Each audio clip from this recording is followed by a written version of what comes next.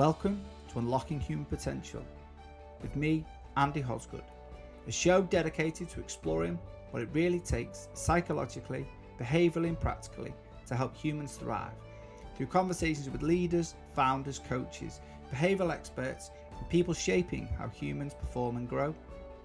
Is this for you? But if you're a leader, a founder, a business owner or an ambitious professional who wants to do more than just perform, they want to grow, inspire and bring the best out in themselves and their people, then keep listening, because the mission is simple: to explore how individuals and teams unlock potential in themselves, in others and the organisations they shape.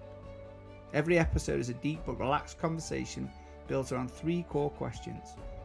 How do you optimise yourself? How do you unlock potential in others? And the best advice for you, the listener. Now over to the episode. Really hope you find it helpful and insightful. Just before we introduce our next guest, please make sure you press the follow button to keep updated with the latest episodes. Additionally, special thanks to 246 Photography and Pixel Made Brands for making this podcast a reality. Now over to the episode. How are you? Good, thanks, Andy. Thanks for having me. No, it's brilliant. It's lovely to have you. So today's guest is someone who truly lives on the intersection of performance, resilience and human potential.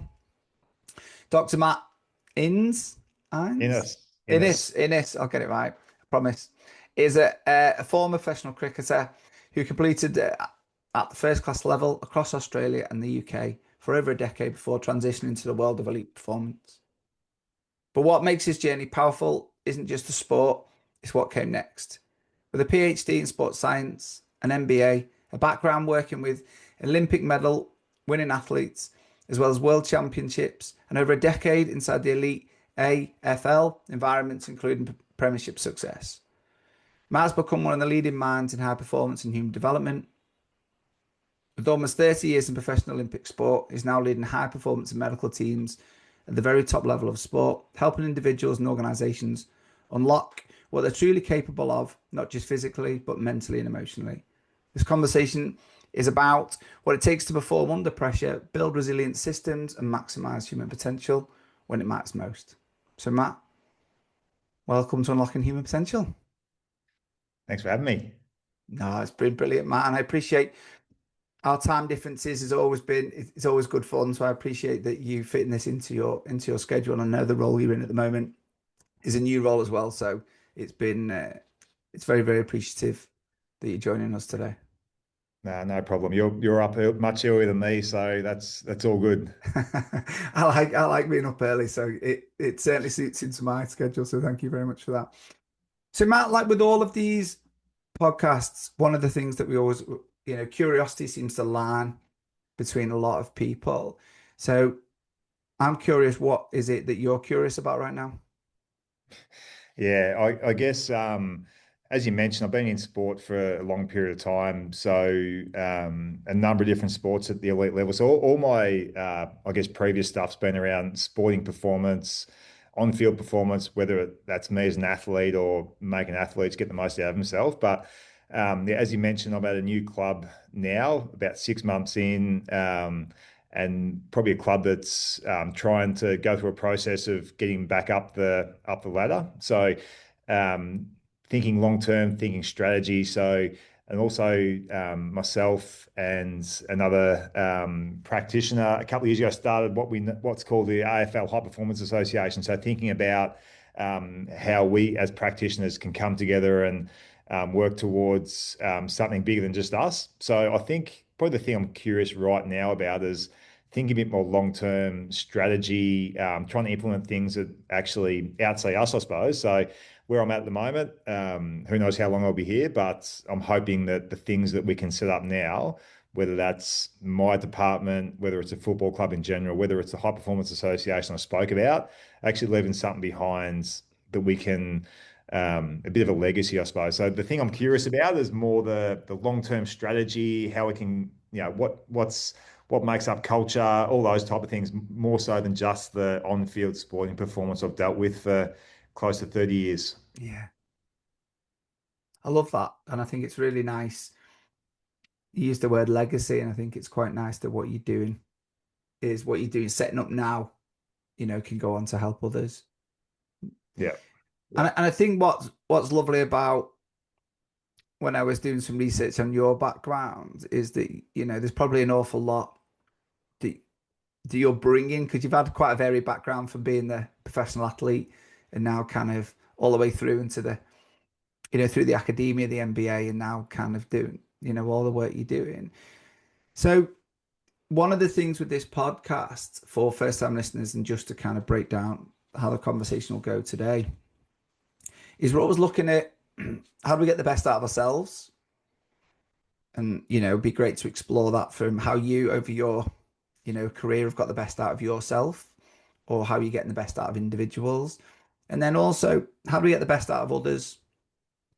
Because I think it's great that when sometimes we're great at working out how to optimize ourselves, but we're not always then brilliant at how do we get support, the others get the best out of themselves. So it'd be great to kind of explore that with you.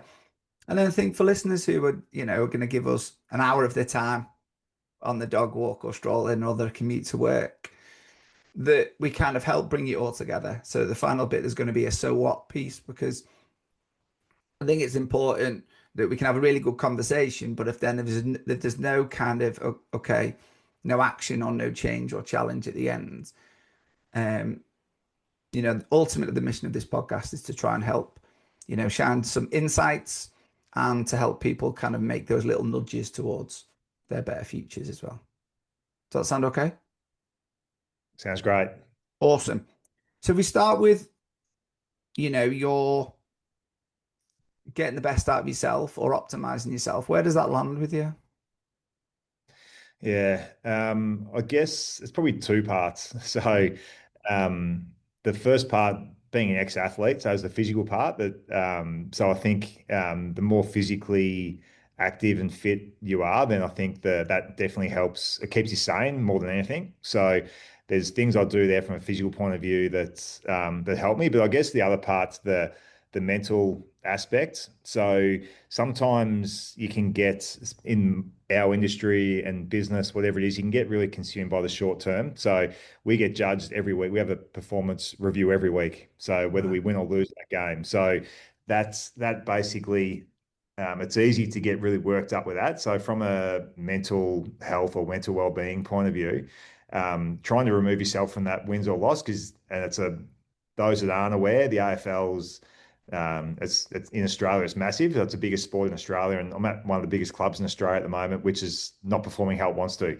So how we try and stay calm, stay even in those situations in terms of what we do for ourselves, that's really important because it's easy to get really sucked into the result of the weekend. So I guess, and that's why I mentioned briefly before about the strategy. So something that helps me is by having a bit more of a long-term focus of where I want to be in a year or two. Where's this team want to be in a year or two? So trying to move away from the week-to-week performance and think about more, all right, so why are we doing what we're doing? How are we trying to get this group better? We've got a really young group. How are we trying to help these people get better? So to answer your question in a roundabout way, there's probably two parts to it. Firstly, physically, I think if you're physically healthy and doing the right thing there, then it helps you. But secondly, rather than trying to remove yourself from the short-term wins and losses, whatever business you're in, because that's easy. But I always feel like if you can think longer term, then that helps navigate the small ups and downs you get along the way, whether that's in our space, whether it's an athlete gets injured on the weekend. At the time, it feels like the biggest thing. But if you can actually fast forward to the reason we're pushing these guys is to make them resilient for 2 or 3 years' time. So think about a bit longer term rather than shorter term. It's probably the way I also keep mentally sane when you're under pressure. Yeah, and I think it's interesting you say that the two parts, because and it'd be interesting where it sits with you, because I've always seen them go hand in hand, and sometimes you have to be physically fit and look after yourself and put your priorities to almost help you become mentally be able to deal with those challenges. Because I think for, like you said, in Australia, you know where you're at, that's a really high pressure job, isn't it? And so for Yeah. people listening that aren't, who may be unfamiliar with the sport, you know, when you or unfamiliar with sports, there might be leaders listening going, oh, what's it like for you know, a high level performance? Is it director that level? At, you know, the pressure's always there, isn't it? So you've got to be able to manage that pressure. Like there are a lot of leaders managing that pressure. So Yeah. you've got to be in the right state of mind to be able to constantly do that.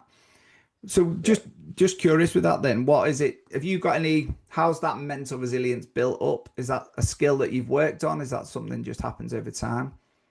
I think I think your past experience definitely shapes you. Mm. So if you've been through these type of things before, you understand it. So to your point, I guess if you look at us, so we train, we got a training session, and we'll have 7 or 8 TV cameras at every training session, Wow. photographers at training session. Basically, there's supporters live tweeting what happens during training. So there's all these things that are Wow. happening.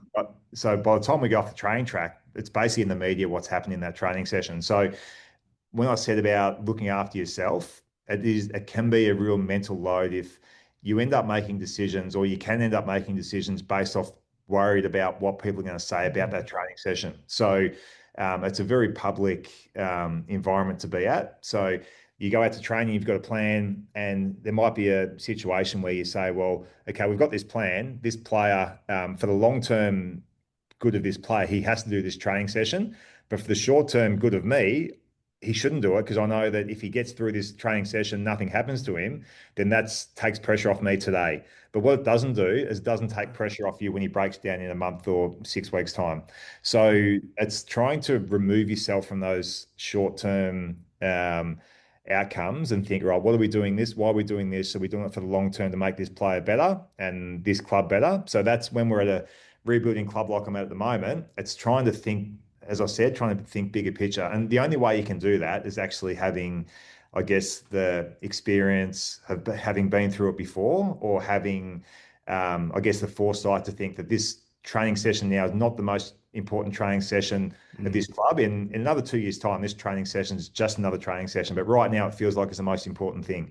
So that's what I mentioned before about trying to navigate um, the smaller humps if you can think long term. So I don't know if I've answered your question, but I guess Yeah. that just gives you a bit of an insight into some of the pressure that you might be under. And then, like, yeah, I know there's times when a player is leaving the track with an injury, and you look across to the hill, and there's all these TV cameras that are following this Wow. player off the track, and you know straight away that that's going to be in the on the 6 o'clock news that night. But it's trying to remove yourself from that. That's a trick. And how you do that, it's literally trying to think beyond this training session and beyond this week performance, and think why we're doing what we're doing.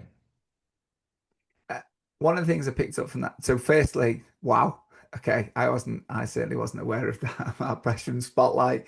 Yeah. Okay. That does take it to a new level, doesn't it? Definitely. And that must, one of the things I picked up from that then is that is quite a strong, resilient mindset you've almost got to have, because there's some brave decisions there, isn't it? Because if you've made a decision that that player shouldn't train in the long term benefit, but you also know that that's then also going to be on the 6 o'clock news to say, oh, such and such hasn't done it. There is a lot of spotlight. So I guess that does take quite a bit of a skill and being resilient in kind of to make those calls, because it would be easier, wouldn't it, in the short term, like you've said. So, wow. Okay. Yeah, it's easier in the short term to not Yeah. make those calls, because you know that, okay, I'm going to take pressure off me today by not doing this, Yeah. because I know that the easiest way to take pressure off me today is to be conservative in what I do in this training session. So you know that, and that's by not putting any type of risk into this training session. But you know that if you don't actually push the envelope to a certain degree and push them to increase that resilience, you know that as soon as games start, then they won't be ready. Yeah. So that's the mental resilience you need to say, I know this could put more pressure on me today by pushing the envelope a little bit, but I know that in the long term we have to do this to prepare these athletes. Yeah. You put in there, you put in, you use the word risk there. It's the risk of you, but a risk of them, isn't it, as well? So it's Yeah, managing the risk across the whole thing. And I guess, yeah. And it's interesting when you talk about risk. So I think you need a few things that you stand by. So one of the things that I talk about is appetite for risk, and I'll talk to all my staff and wherever I work about risk taking, and it's and how you decide what risk is worth taking and what isn't. So so I talk about calculated versus reckless risk. So every training session we do or every decision we make, there's an element of risk to it. But is it a calculated risk? So have I looked at this player and said, right, this training session is appropriate for this day? And I know we're talking about sport a lot here, but that's obviously That's good. Yeah. Yeah. where I work. So you look at a training session, you say, right, this for this training session, it's a risky training session for these certain reasons, but it's a calculated risk because they've had gradual progression to be able to handle this training session. They've had enough rest and recovery to be able to handle the intensity we give them. It's not we don't train again at this intensity another 3 days, so I know there's enough recovery off the back of it. So then from a risk point of view, it's calculated. Whereas Mm. if you were going in saying, right, we need to do a hard training session today, but they're sore than what they were from the previous session. We've got players who are just coming back from another injury. We've got a game in a day or two's time. That's a reckless risk where you've actually trained to a level that you're not ready for. So when you talk about risk taking, it's the old calculated versus reckless. And I think there's a risk matrix out there somewhere that talks about I guess, the outcome, the probability of the outcome, and whether it's a low probability or a high probability, and then if the outcome is catastrophic versus a minor outcome. And then when we use that, I guess that risk matrix to also work out whether a risk is worth taking or whether it's too much risk. But I think there's so much that kind of hands over to business and as well, because I think, you know, what you're doing, as I interpret it, is you're developing players, aren't you? So if it's building resilience in players, if it's getting players ready, can they perform well at the weekend?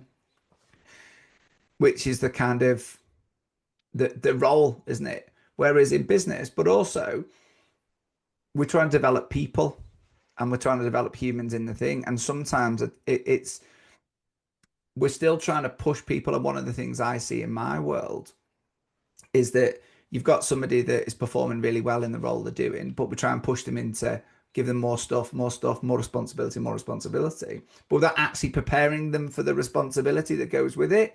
And so the risk is they push and push and push, and then someone can't do the job, or they leave because of the risk. And actually, what we're saying, what I'm hearing from you, where the kind of we are talking about sport, but I think where it kind of transcribes into the business world is the fact that it's thinking on that long-term basis of going, right, if we do this and we do this and we do this well, then the outcome's more likely to be that. Whereas if we don't do this, or we do this way and this way and this way, then the risk could be greater. So I think that's really nice, and there's Yeah, definitely a lot. yeah. It's a bit like and we have it a lot in our industry where people might be a strength and conditioning coach, they might be a physio, they could be an assistant coach, and then they're good at that role they currently do.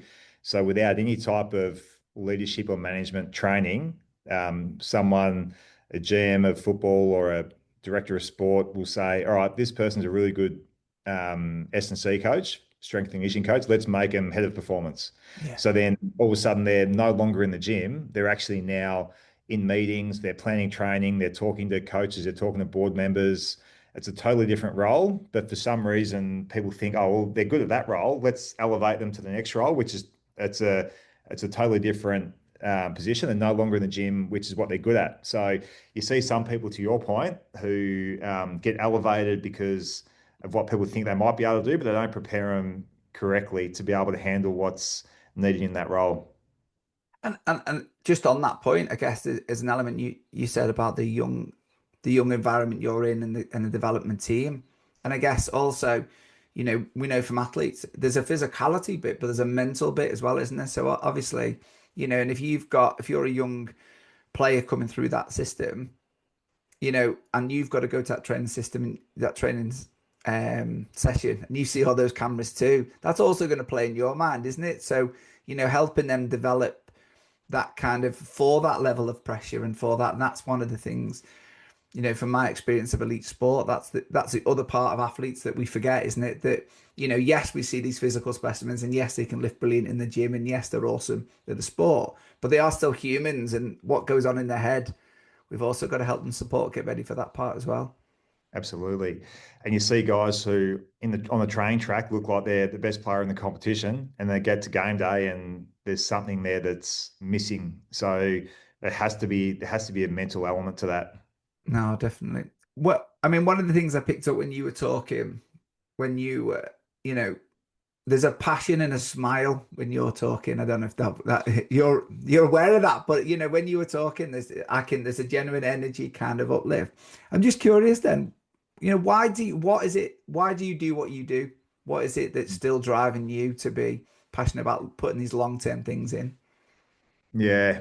I think um I think you're a product of your past to a certain degree. So when I finished playing cricket, yeah, played for over a decade. You know, you could say luckily or unluckily, I was in Australia playing during arguably Australia's best ever era of cricket. So I was a bowler. So we had guys, for those that follow cricket, guys like Glenn McGrath, Shane Warne, Brett Lee, these guys, pretty much the same age as me. So I never got the opportunity to play Test cricket. So then put everything into that, never got the chance. Had a decent enough career as a first class cricketer without going to the next level. So I finished up and then moved into strength and conditioning and bowling coach with a professional state team here in Australia. And then it wasn't until probably I don't know, 10 years post cricket that did my MBA. And then we had to go through why we do what we do. And then it spoke about, significant things in your past that have actually shaped you. And I was thinking back and I thought, well, I never really achieved what I achieved or what I set out to achieve in cricket. So I felt like I was a bit of a failure and I always felt that. And then other people who I know, who I'm close friends with, who are Olympic athletes, who world champions, silver medalists, but never won Olympic gold. So then they also felt like they were failures. So it started to make me think, well, and I'd always sort of gravitated towards people who weren't necessarily the best players in the team, who might be the player who just got dropped. I'd always go and speak to that player and try and help that player out, help them get better. What things are they lacking that's keeping them out of the team? So they're the ones I gravitated towards. And I was trying to think why. And then I guess I thought, well, because I'd never achieved what I wanted to achieve, I wanted to try and help people achieve what they set out to. But then I guess the part to it was I also realized that not everyone can. So I couldn't, my mates who had issues couldn't. And then that really affected myself and these people after their sporting career. So basically it's a long-winded answer. But the reason I do what I do is to try and help people achieve what they set out to achieve, but not at the expense of their physical or mental well-being. Because I've seen a lot of people who have actually suffered pretty badly through not being able to achieve what they set out to achieve. And when you're at the proper pointy end of sport, not many people do. So the odds are that most people won't achieve it. Doesn't mean we don't do everything we can to try and help them do it. But if a player doesn't win a premiership with the AFL team, if he doesn't play cricket for Australia, if he doesn't win Olympic gold, it doesn't mean he's failed. It's just how we have that balance to, I guess, your off field with your on field. So that's basically why I do it. I love that. And I think, and so much of that resonates because I think you're right. Elite sport is challenging, isn't it? And then for so many reasons, people don't get to the pinnacle of what they need to be. And the other And part to it is even those that do. So there's a lot of people who have yeah, reached and they still leave their career feeling like they haven't achieved what they set out to. And everyone who hasn't achieved that thinks this person's mad. This person's um, they've been part of a EPL championship winning team. They've won an Olympic gold medal, they're a world record, whatever it is, and they still leave the game, um, disappointed with their career. You think, how can that be possible? So that's where I think the whole mental well-being part of an athlete is so important. how do you balance that? So, what's your kind of, is there a philosophy that you kind of, because I mean, what and how do you, is that something specifically you work with an athlete? Is that a subtle thing, or do you actually put that aside with an athlete and that is that discussion that you would have? Yeah, so it's not necessarily a discussion I'd have with the athletes. It's Yeah. more about trying to make them realize, and it's trying to not make them consider themselves just a footballer or just a Okay. cricketer or just a Olympic athlete. It's about how their whole life is rounded. That's just part of them. And Yeah. so it's basically every day. It's everyday conversations you have with them. It's driving them 100% to try and get the most out of himself as an athlete. That's not what I'm talking about. But it's also understanding that beyond just being an athlete, they are still a person. What are they doing outside of the sport? Dealing with our welfare staff in terms of what are they doing at uni? What are they doing for work? All those type of things. Trying to help them from that point of view. So I think it's more that rather than necessarily having that conversation with them to try and realize they're more than just coming here every day as an athlete. Yeah, I like that. And I guess that, and you talked about what you were doing in the long term and what you were doing with that elite foot, and the word culture kind of resonated when you were saying that. You know, those daily conversations of saying, yes, you are an elite athlete, but you're also John, who's got a, might be doing studying, and you might have, you know, a poorly parent or your grandparent or something. There's lots of other things that's going on in the world, or the pressure might be coming from somewhere else, or the expectations you're setting on yourself. So I think those daily conversations and how people talk to themselves, but also how they talk to others and the environment, I think is really, really important in lots of situations, and I'm assuming a lot more in elite sport. Yeah, and especially when like the examples I used earlier on around the scrutiny that we're under. If if if you can't disassociate yourself with you as an athlete or you as a director of performance, and that's all you can think about yourself as. If you Mm, start to see yourself in the media as being a failure in that aspect, then you'll mm. think your whole life's a failure. So it's the important part, and that's when you asked before about how do I think about balancing the scrutiny? I think that's part of it, that you don't see yourself as just Yeah, you in your role. You see yourself as more than that. So, and that's why when I spoke about always thinking long term, what legacy you can leave behind. Because I know, regardless of what happens at training today, if someone gets injured, if we have a bad training session, if we lose on the weekend, you're still thinking long term, and you're still thinking, how can I make these players better? How can I make this place better when I've finished? So I think that's the other way that you can balance it up as well. I like that. I really like that. So one of the things that I'm picking up, and I think we're moving into that is, you know, in the role that you're doing and looking at his long-term strategies, part of this is also, you know, I think you talked very articulately your journey and how, the experiences that you've gone through have kind of shaped you, and you're using those to now kind of go in the word empathy. I felt that there was quite a high level of empathy in what you do and how you do it. So then now you are in the role you're in, and your part of you and part of your role is to develop other people. So if we kind of just look at developing others, what have you kind of picked up?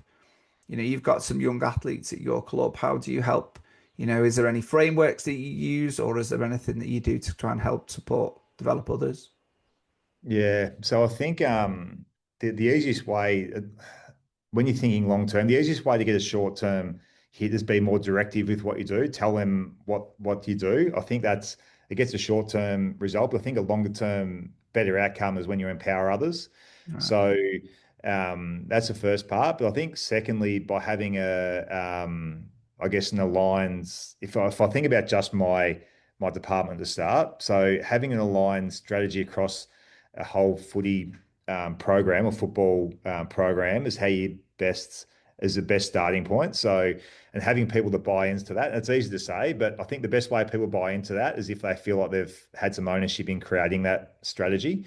So, I guess when I started here a couple of months ago, and I had another club that I was at previously was in a really similar situation.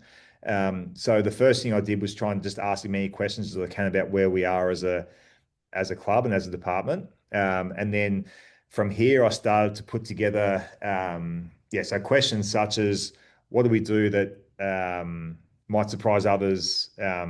What do we do that is uncommon in elite sport? If everyone else knew what we did, what would still make us different? Just try and find Nice. out what our points of difference are.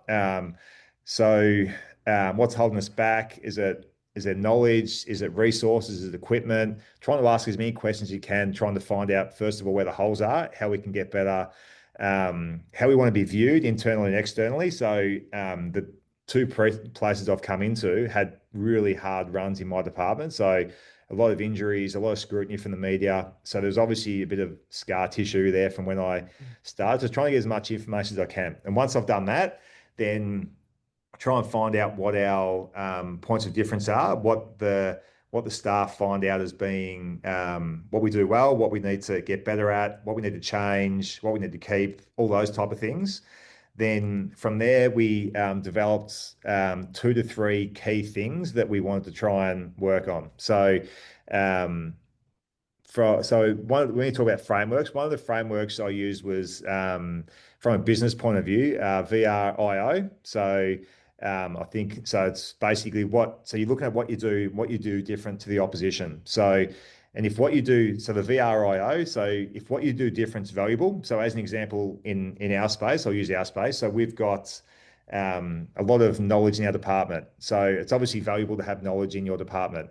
The next thing, is it rare? Well, so if it's rare and valuable, then you can say, well, okay, it's reasonably rare, but it's other people have a lot of knowledge in their department as well. The next stage is, can you imitate it? So if you can imitate it, you might have, so what you've got is valuable. It's rare, but people can imitate it. So that means you've got a short-term competitive advantage because you might get an advantage for a period of time, but then after a year or two, other clubs can get people who have got the same amount of knowledge as what you have. So then that's not a sustainable competitive advantage.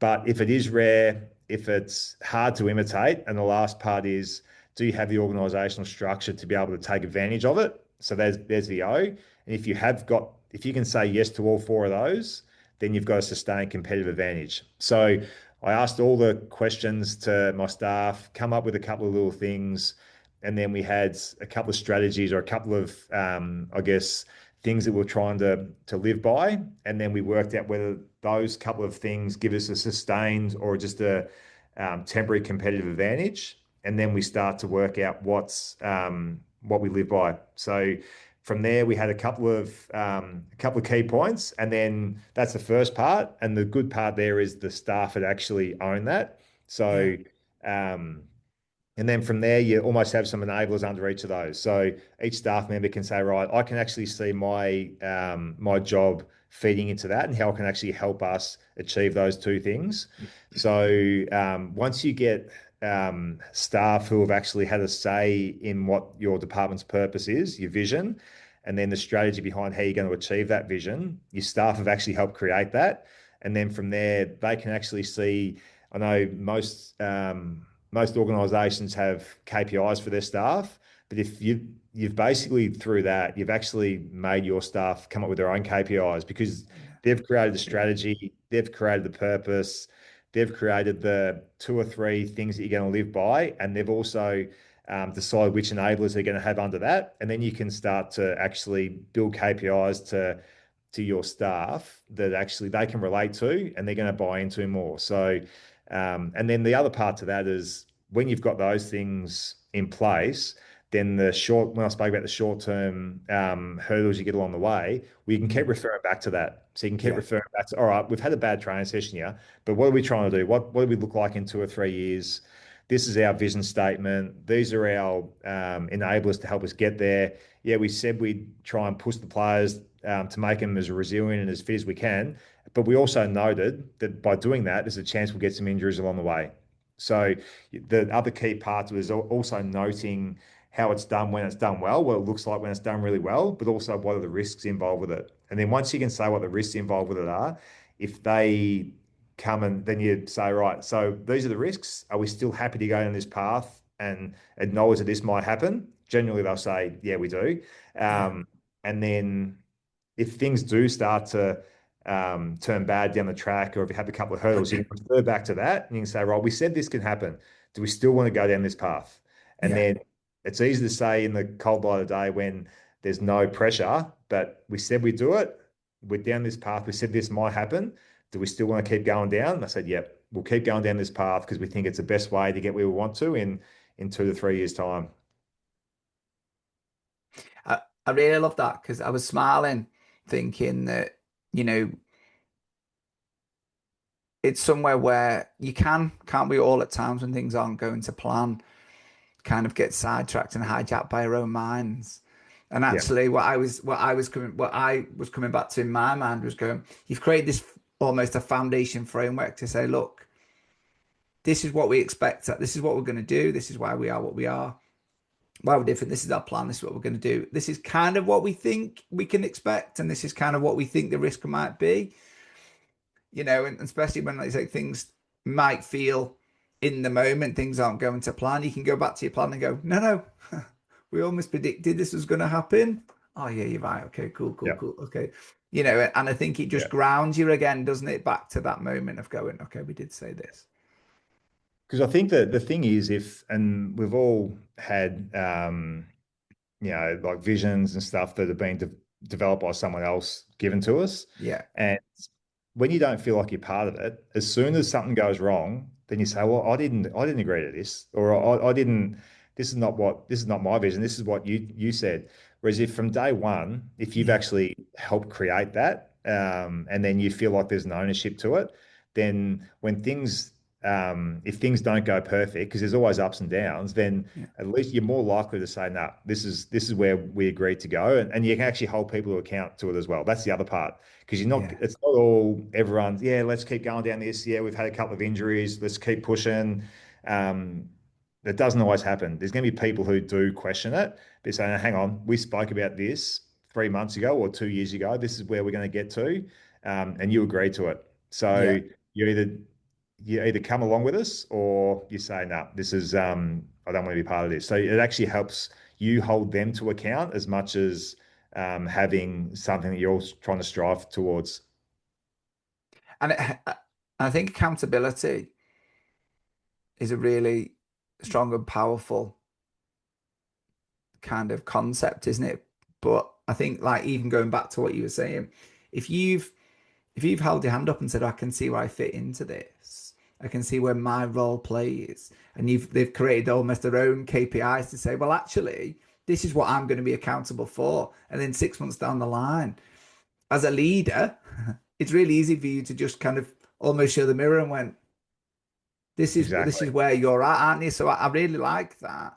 But I also love and I think it's been shown time and time again, hasn't it, that if you're involved in creating those visions and you're involved in those frameworks and those strategies, and you've created that ownership, and you're empowered by your own role and almost developing your own role because it's very obvious where you see your strengths align with it, then they are more likely to be motivated towards it as well, aren't they? So Yeah. I think that's a really lovely. Um, I'm sure it doesn't always go as planned, just like that, because that is part of any kind of, like you say, any great. We all set great intentions at the start, and if it's sport, if it's business, if it's life, unfortunately things happen, don't they, that we don't always see. Yeah. No, Um, that's right. but it gives you a nice framework to be adaptable from. And how do you then? So with the team and things. I mean, obviously you're recruiting people in for those roles. And again, what I picked up from that is the fact that you're trusting people that are recruiting good people or into the role, and by them all kind of doing those kind of group sessions coming into that, you're then allowing them to just do their best work, aren't you? And then allowing them to kind of set back and go, look, this is what we employed you to do. This is what you're good at doing. Just go and do it. Yeah, I think so.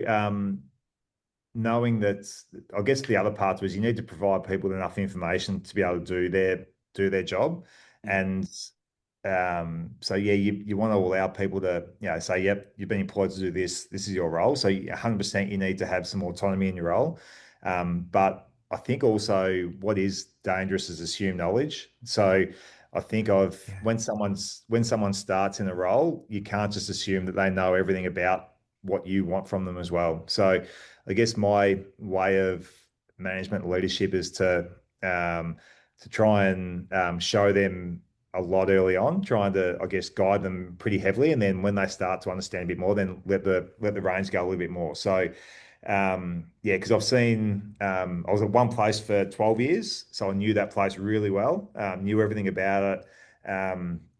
Went to another place, another football club, and then when I went to that next football club, everyone had been there for 10 to 15 years. So there was a lot of assumed knowledge for someone coming in that this is how Right. we do things, this is why. And I think that was a big lesson to me that even though I was doing the same role, things are slightly done differently. So um, I learned there that having assumed knowledge is a bit dangerous. And then even in the previous role, I was there for so long. I was there for 12 years, but not everyone was. So you Yeah. almost had to make sure that something had been spoken about 2 or 3 years ago. Well, you look around and half the club was different from what it was 2 or 3 years ago. So um, I think the danger is just to keep rolling through and not revisiting things. So your point around letting people do their jobs spot on. But I think when someone starts in a role, it's almost making sure that they have all the information to be able to do their job and almost not assuming anything to start with. And from how often would you check in? So if someone's new, almost daily, and it's not like a proper sit down meeting daily, but it's a right, how you going? If you've got all the information you need for today, almost take them through the how the day looks. So really early on, it's that. Football runs on a pretty it's almost like a cycle. So in pre-season, every week's reasonably similar. So the first week you might go through, catch up with that person regularly. And then beyond that, it might be at certain phases, it might fall out to fortnightly, monthly, go from there. But Hmm. I'm really big on making sure that the way you set up your office space, you have incidental conversations anyway. So Okay. I've been involved in a couple of redevelopments at football clubs where we've redesigned facilities. And a big part to me is making sure that the flow of the office allows people to be in the right spot. So you have those conversations. So there's no danger of me not talking to someone, almost daily. So I think one thing I'll try and do is speak to every player and every staff member every week. That's one of my little things I Okay. do, just to make, even if it's going to the gym and there's 15 players in the gym and just spending 10 minutes walking around, because I think a lot of those conversations you start to find things that you might otherwise not. So position yourself where people have to walk past you, move your desk, all those type of things. So people have to walk past you. So then at least, and it's amazing how many conversations you find or things you find out that you otherwise wouldn't have if you're stuck in your office. So to answer your question, how often I speak to people, it's really when they're new, I make sure I do it really often, and then it becomes more organic after that. But you're making some choices there, so you're always present as well, aren't you? Yeah, So no, there's always, exactly. so you're almost, although it might not happen forced, there's a lot of organic opportunities there for those kind Yeah, of interactions to happen. I like that. exactly. Which is again is that long-term thinking, isn't it? Going, long term, I might not have to talk to them every day, but if I'm in a place where they have to pass me or there's those opportunities on a daily basis, then they Yeah, can happen. yeah, So the word change keeps ringing in my mind. There seems to be a lot of, you talked about when you were in that club for 12 years and then you were steady, but the staff around you was changing. And then you went into a role, and that was where a lot of them might have been there a while, but you were new. So there was a change. And then obviously you're into a new role. So how do you manage change? Because that's something that, when I work with organizations, um, it seems to be the one thing that seems to it can, I'm not saying always, but it can, change can be quite concerning. It quite can be upsetting, and unfamiliar for people. So do you want to spend a little bit of time, if you could, just sharing what you do to kind of manage your change management techniques or anything around that? yeah. I think people generally don't like change. Yeah. Some people do, but the majority of people are scared of change for a number of reasons. And I think mainly it's because they don't know what it means for them. So if a new manager comes on board, in our environment, if it's a change of coach, change of leader, people start or change of role. Someone might be pushed sideways in their current role. So I think people are a little bit worried about change based off not knowing what it means for them. So, um, yeah, to your point, I was at the one place for one AFL club for 12 years. So being that there for that long, it was incremental change. The hard part was always thinking, how do I keep changing to keep involved with the game? So in terms of the way I tried to do, the way I tried, one of my, again, talk about, I spoke before about calculated versus reckless risk taking. Another thing I think of is, everyone talks about best practice or gold standard. I try and think about more as better practice. And the reason Yeah. I use better practice is because I think by looking at what's best practice or gold standard in our industry now will not be best practice in 2 years' time. Yeah. So if you think if your mindset is right, what we're doing now is the best, then you're not necessarily you're going to try and prove it's the best. So you're going to find ways to say, no, what we're doing here is the best. You're going to try and it's almost self-fulfilling prophecy. And then you start Yeah. to miss out on things that might be coming. So I know I'm not necessarily answering change here, but I'm thinking this is the incremental change I was Yeah. talking about in my Yeah. previous place. So whereas if you think about better practice, it's right. What we're doing now, we think we're doing this really well, but how can we get better? What new technologies out there to make us more efficient? What innovation can we use? You're always thinking better because what what my program is now was very different to what it was 10 years ago. Mm. So that keeps incrementally evolving. So that's the first part. But then when I changed clubs, it wasn't incremental change. It was a big change that we had to make. Again, we've been there. It was my first year. Everyone else, basically my department, senior leadership, had been there for 10 plus years. It was a really big, successful club previously, but they'd had a couple of poor years and they hadn't changed. So to me, it was trying to make change to people who didn't want to change. So, and how do you do that? So, um, one of the models that I use for change is called, I think it's called Cotter's 8-step model. So, not sure if you've heard of that one, Andy, but it's basically goes through 8 steps to change. So, the first one is creating an urgency for change. The 8 steps create urgency for change. So, you have to make people realize that change is needed. So, by that, the way I did that was I was at a club that had been really poor for 2 years, had a lot of injuries. The people there didn't want to change because they were comfortable in their environment, but trying to make them realize that change was needed. Because if we Mm. didn't change, we're going to get more injuries and we're going to be poor for as long as we're here. So create an urgency for change. Second one, actually start to build a bit of a coalition that actually want to enforce that change. So after you start to talk about the importance of change, some people are going to believe you. Others will say, nah, he's talking rubbish here. So you need to try and find those people who actually believe that you need to change. So they're the ones that are going to start to help you, um, I guess, get this message out there. Then once you've done that, start to get a vision. I've spoken about how we got Mm. our vision here. So start to make people involved in creating that vision, how it's going to look when done really well, what are the dangers involved with it, all these type of things. So then they start to think, oh, maybe this is something that isn't as scary as what I first thought it was. Then the next part, you get more people involved. Once you start to get that vision, you start to sell that vision. You start to ask people questions about what they want to look like in a couple of years. Ask some questions, which that helps bring them along for the journey as well. Then fifth level is you start to remove any obstacles that are involved with this change. So in our space, if we're trying to change the way that we're going to train, well, some of the obstacles might be the past way they used to train, whether it's a physical obstacle or a mental obstacle, whatever it is. Ask questions about why we've trained like this. What's the industry currently telling us that we have to be like, so then I can actually start to see what's needed there. And then once you've made this change, you have to start to celebrate some of the really small wins. So for us, when I first started, we were so bad when I first started at the previous place that a small win might have been today's training session was actually harder than the same training session this time last year. And we got through it. We didn't get an injury. So that's a small win, and we recover the next day, and it was good. So what we were doing is we were having presentations to the playing group and the staff every week comparing this time to last year and celebrating those wins that, Nice. okay, we're actually better here. Yeah. Even though you might not necessarily realize it, but we put graphs up to show that we've done this much compared, or this much compared to this much the same time last year. Start to celebrate those wins.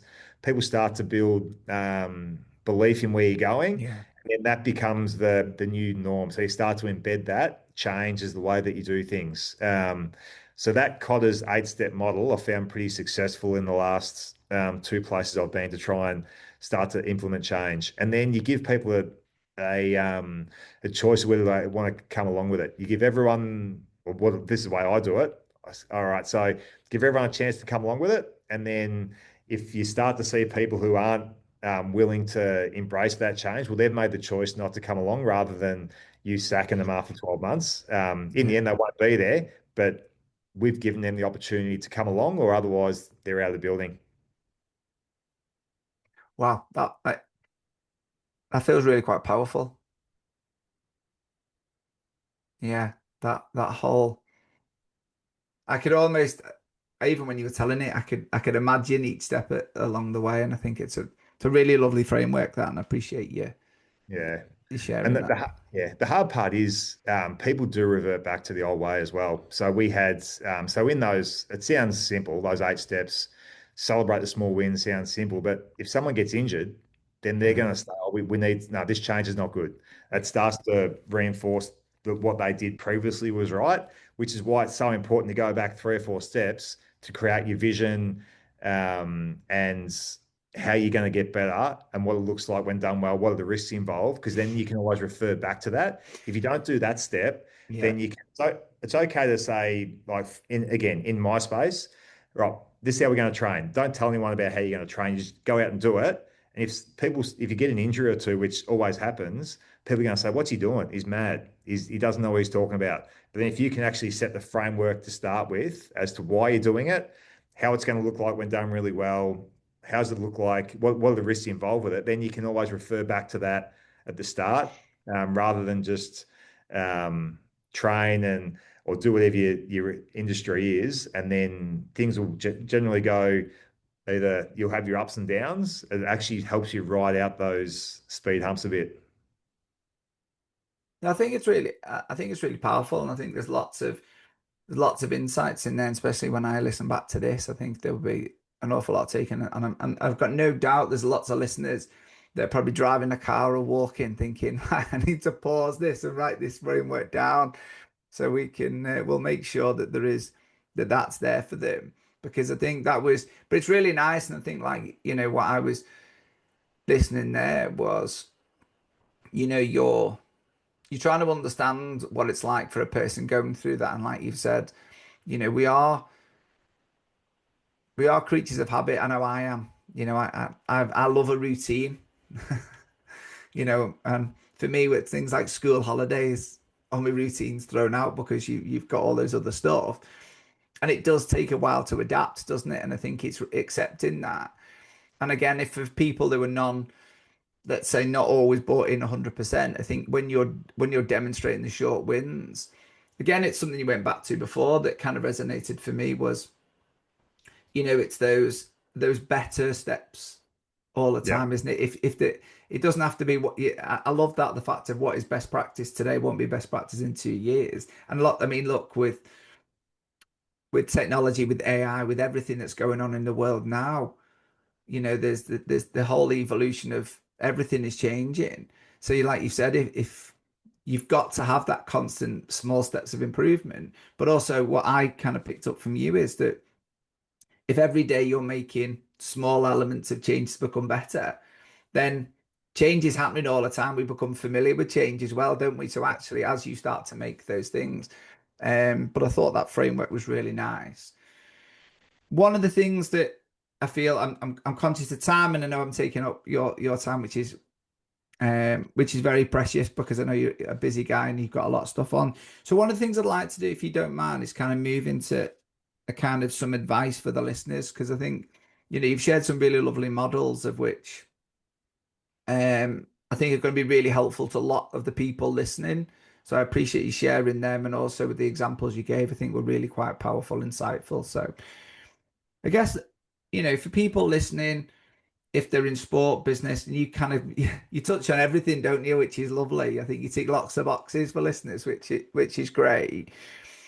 What kind of three practical things do you think that people could try today to whatever the position they're in, if they're in a leadership position, founders of business, or actually working in sport, trying to get to your level? Three things. You're testing me here. I've given you a few things that I might end up repeating myself No, a it's little. good. Yeah. Yeah, but I think it's good that they might be the three. I think that, yeah, there have to be three new. Sorry, yeah, let me just reframe the question. If we were to summarize this, what were the three things that people should take away that they could start doing? I think probably the one of the, as I said right from the start, I think having alignment. So if I look at I've been at three AFL clubs now, a couple other, I've probably been at six or seven different elite sporting environments, and I think the ones that do it really well are the ones that are aligned across the different areas. So in in my role, so I manage strength and conditioning, sports science, nutrition, physios, doctors, analytics. So it's a pretty big team, and I think teams that don't do it so well don't have alignment across those areas. So one thing I reckon practical would be if you are managing more than one area, make sure you've got alignment and a vision for your department, for your business, whatever it is. Have something you're trying to work towards, and a bit of a longer term approach to that, because that actually helps you navigate the Mhm. speed humps along the way. So I think that's one thing, but it also has to be something that you've helped and your staff actually have a bit of buy-in with. That's one thing. The other thing is your own purpose. Why you're doing what you're doing. I think when I found mine, like I was just going along just doing what I was doing, and when I found out why I do it, it actually made it sounds a bit stupid, but it actually made it a lot clearer as to why I'm doing things, and it actually helped me as well. So I reckon they're two of the main things. Yeah, so trying to think what else I've got for you. But yeah, in terms of them, so yourself, so why you do what you do, think about why you do it. And I think you basically you shaped off your past experience. So it'll be something to do with why you do it, based off something that's happened to you, whether it's a big event or a small event, or whether it's your family history or whatever it is. It'll be something to do with that. But secondly, try and get wherever you are, if you're managing people, try and make sure you have alignment and talk to your staff. Don't The assumed knowledge part is important. Don't just assume people know what you're talking about or what their job is. Yeah, and if I could add a third, I think I love your celebrate the small wins, doesn't matter how small they are, because I think we do. I think a lot of people forget to do that. That they very much sit there and go, "Oh, that's not gone well. Plan," but actually we forget to turn around and go, "Well, that has gone the way we thought it was going to go. That is actually a win, even though." Yeah. And I think it's important because life is busy and stressful, and we forget to stop and reflect and go, "Oh, actually, this is going well." Yeah. So I think which I love that the fact that he did those presentations just to say, look, this is a win. It's a little win, but it's a win. And if we have another little win next week, then it's another win, and it's going in the right direction.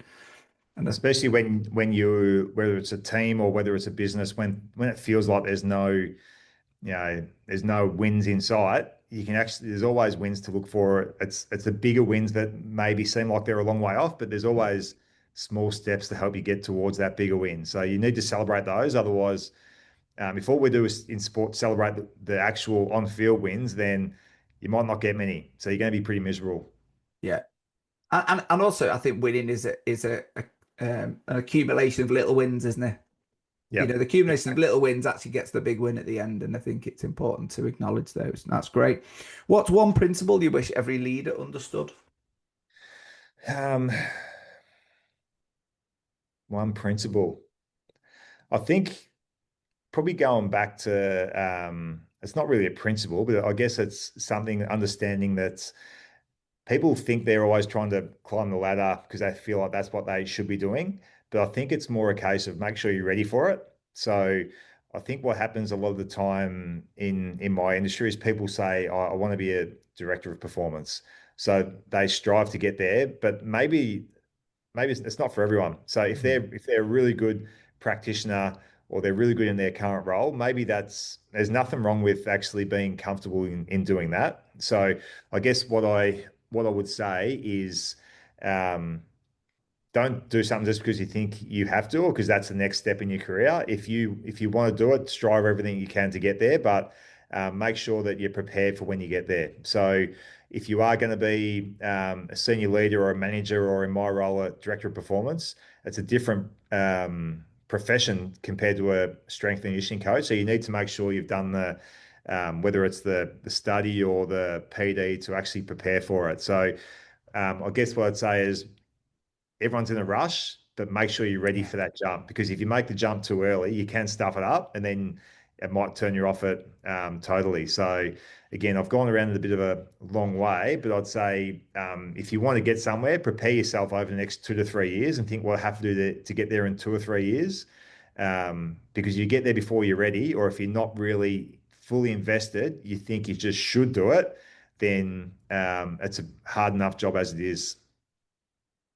I think I love that, and I guess that also aligns with that part that you turned around and said like, and there was almost a light bulb moment you turned around when I realized my why and my purpose, and actually where you sat, and I think what I've certainly picked up from this conversation is how aligned they are. Your purpose for you as an athlete and what you experienced, and now what you're developing with your team and the younger athletes that you do definitely seem to be really well aligned.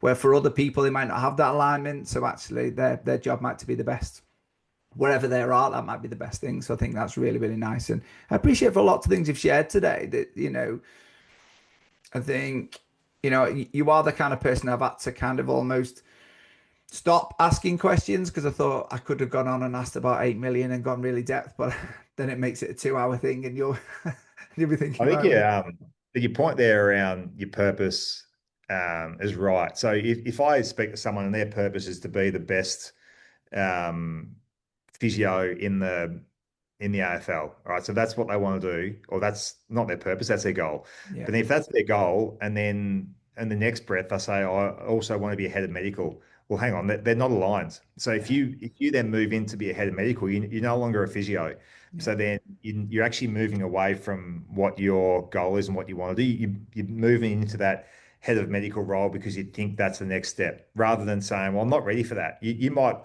your goal right now is to be the best physio in the AFL. And in 2 years' time, you might say, "Yeah, I've done that, and now I want to move to the next level." And I guess that's what I meant when don't jump before you Yeah. feel like you're ready. Don't do it because people think you should. Make sure that it aligns with what you want to do and what you want to get out of it, and what actually satisfies you as a as a person, I suppose. No, I 100% agree. And I think that's why I just, I kind of added to it because I think it is that. I think there's always assumptions. And I know we've talked around that quite a bit, assumptions of knowledge. And there's always the assumption that I should, at this stage of my career, do this and I should do this and I should be striving to do this. Whereas actually, I think if you stop and have a conversation with yourself, is that really what you want to do? Because actually, Exactly. that role might be exactly what you're not passionate about, Yeah. and that might be, you might love watching delivering those rehab plans on the pitch and stuff. And then all of a sudden, you're head of medical performance directing, you're sat in a boardroom doing Yeah. strategy with a whiteboard. You're going, oh, the only time I get to see the lads is having a brew in the canteen, and that's, so that's great. So just to Well, go on, sorry. you've been able to explain it much better than me. So yeah, I'm going around in circles, and you've just been able to nail it. Well, only because you gave it to me, I just summarized it. But so, if people were looking to follow you, how do people kind of follow the work you're doing and the work that you're doing, kind of on the long-term strategy for the league performance stuff? I'm pretty private, so there's nothing really. I'm not writing anything. I'm not blogging anything like that. But I do have LinkedIn, so if you want to send me a follow request on LinkedIn, so you need to make sure you spell my name right because it's spelled a little bit different. So check me up on LinkedIn, Matthew with one T, Inness, INNES. Send me a message there, and I'm happy to have a chat. Brilliant. Thank you very much. Is there anything you're working on next? Um, Not really. I'm just having been here for now about 6 months. I think I'm 6 months into a 3 year strategy, so which we spoke a lot about. So I'm just trying to make sure we get this right. Yeah, beautiful. Yeah. So at the moment, no. But yeah, I'm just getting started in this new role. So hoping to nail that first. No, I'm really excited to see what it comes out of it as well. If we could just push you to give one more challenge to the audience and the listeners, what would the one last challenge be? You're good at these, aren't you? It's one last challenge. Geez, I'm not very good at thinking on my feet here, Andy. All right. A challenge is think how can we do so go back to my two of my things, better practice. So how can we what we're doing right now, Yeah, how can I make sure that what I'm doing now is still contemporary and still getting better and keeping up with the changes. Now, when you think about with tech and AI and these type of things, I mentioned what's best now won't be best in 2 years. You could argue what's best now won't be best in 2 weeks. yeah, So the challenge to the audience is think better practice and how we can keep getting better at what we do. love that. Matt, thank you very much for joining me. It's been wonderful, and I really look forward to listening to Pat. To the listeners, any feedback, then make sure you send anything over. That would be awesome. Make sure you are following us on all of our Apple, Spotify, and YouTube to make sure you're getting all the latest episodes. To Matt, thank you once again. It's been a lovely conversation. And to the listeners, see you next time. Cheers, Andy.